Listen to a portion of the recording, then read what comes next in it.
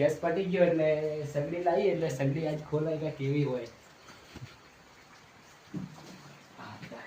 જો પર્સનલ જેવું છે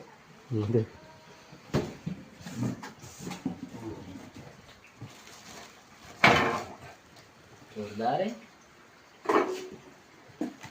આ હોય તારી સગડી જબર હે